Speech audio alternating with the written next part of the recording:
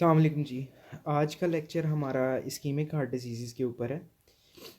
Ischaemic heart disease को देखा जाए तो it is a leading cause of death world wide. ठीक है जी। अब अगर हम इसकी डेफिनेशन देखते हैं तो डेफिनेशन इसकी कुछ इस तरह से है कि it is group of diseases resulting from the imbalance between oxygen demand to its supply. अब डेफिनेशन क्या कहती है कि ये किस वजह से होती है। इसमें क्या होता है कि जो हार्ट को हार्ट की ऑक्सीजन डिमांड होती है और जो उसकी ऑक्सीजन की सप्लाई होती है उसमें इम्बैलेंस आ जाता है। या तो डिमांड इंक्रीज़ हो जाती है इंक्रीज एक्टिविटी की वजह से, या उसकी सप्लाई कम हो जाती है। ठीक है। अब इस इम्बैलेंस की वजह से हमारे पास इस्कीमिक हार्ट डिजीज़ सामने आती हैं। अब अगर इस्कीमिक हार्ट डिजीज़ की टाइप्स को देखा जाए तो बेसिकली दो टाइप्स हैं। Number one is angina pectoralis and second one is myocardial infarction. ठीक है जी।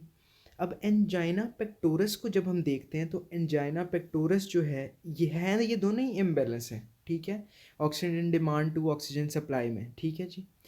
अब हैं तो दोनों ही इम्बैलेंस, लेकिन एंजाइना पेक्टोरस जो है ये ट्रांजिएंट इम्बैलेंस है, बहुत थोड़ी देर के लिए इम्बैलेंस होता है।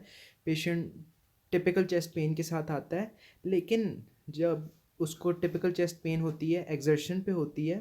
ठीक है। और जब वो रेस्ट करता है तो वो पेन सही हो जाती है। ठीक है। और ये जो ट्रांजिएंट इम्बैलेंस होता है इसमें इतनी मतलब हिम्मत नहीं होती कि जो मायोकार्डियम है उसे डैमेज कर सके। ऑन दी अदर हैंड जब हम मायोकार्डियल इन्फार्क्शन को देखते हैं तो वो क्रिटिकल टाइप का इम्बैलेंस होता है। ठीक है जी। और ये मोर देन 20 to 30 मिनट्स तक पेन में रहता है पेशेंट। ठीक है जी। और एंजाइना पेक्टोरस नहीं डैमेज करता मायोकार्डियम को, बट मायोकार्डियल इन्फार्क्शन जो है it can cause damage to myocardium, it can cause ischaemic necrosis to myocardium. अब ये है इसकी बेसिकली दो टाइप। अब मायोकार्डियल इन्फार्क्शन को डायग्नोज करने के लिए WHO ने एक क्राइटेरिया दिया था। वो क्या था कि ये जो 3 पॉइंट्स हैं इनमें से दो must be present. Number one is typical chest pain, number two is ST elevations on ECG, number three is raised cardiac enzymes. ठीक है जी। अब दो तरह की ST एलिवेशंस होती हैं। एक में जो ST सेगमेंट है उसकी एलिवेशन होती है कनकेविटी अपवर्ड, और एक में कन्वेक्सिटी अपवर्ड। ठीक है। अगर तो ST elevation with concavity upward आती है तो वो वाली होती है मायोकार्डियल इन्फार्क्शन की ECG, और वो सिर्फ कॉरिस्पॉन्डिंग लीड्स में मिलती है हमें ECG की। ठीक है जी। और ऑन दी अदर हैंड हम कन्वेक्सिटी अपवर्ड पे देखते हैं तो उसको हम सैडल शेप्ड ST एलिवेशंस भी कहते हैं, और वो जो सैडल शेप्ड ST एलिवेशन है ये तमाम लीड्स में मिलती है, और ये सजेस्टिव होता है पेरिकार्डाइटिस का। अब अगर हम इस क्राइटेरिया की बेसिस पे इस्कीमिक हार्ट डिजीज़ को क्लासिफाई करें तो दो टाइप्स हैं। ठीक है जी। एक स्टेबल एंजाइना जिसको हमने एंजाइना पेक्टोरस का नाम दे दिया, और second one is acute coronary syndrome. अब एक्यूट कॉर्नरी सिंड्रोम को हम इस WHO के क्राइटेरिया की बेसिस पे हम आगे डायग्नोज करते हैं। कैसे कि एक्यूट कॉर्नरी सिंड्रोम में पेशेंट आएगा, सबसे पहले हम उसको देखेंगे। हम पेशेंट आएगा टिपिकल चेस्ट पेन के साथ। ठीक है जी। टिपिकल चेस्ट पेन के साथ आया तो सेकंड पॉइंट क्राइटेरिया में क्या था, ST एलिवेशन होनी चाहिए ECG पे।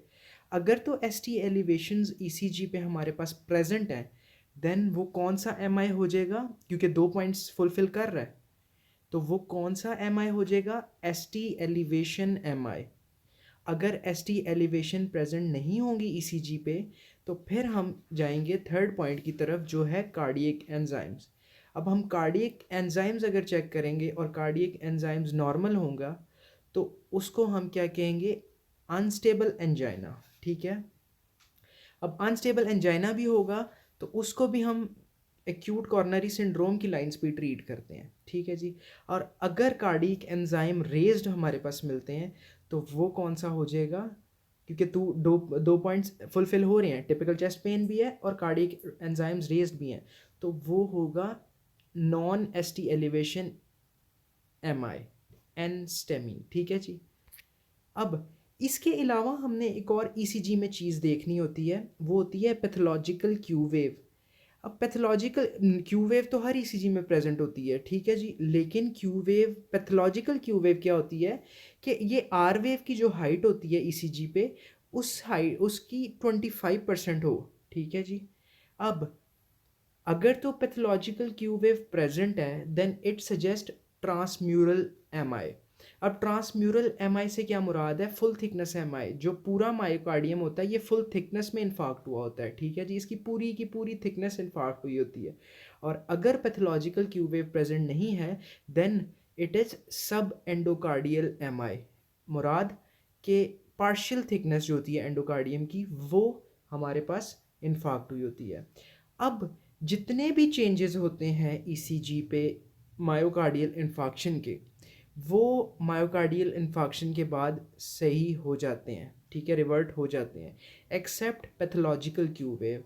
अब पैथोलॉजिकल क्यू वेव अगर किसी एसिम्टोमेटिक पर्सन की हमने ईसीजी की है और उसमें हमने देखा है ईसीजी पे कि पैथोलॉजिकल क्यू वेव प्रेजेंट है, तो वो किस चीज़ का सजेस्टिव है, वो सजेस्टिव है प्रीवियस मायोकार्डियल इन्फाक्शन का।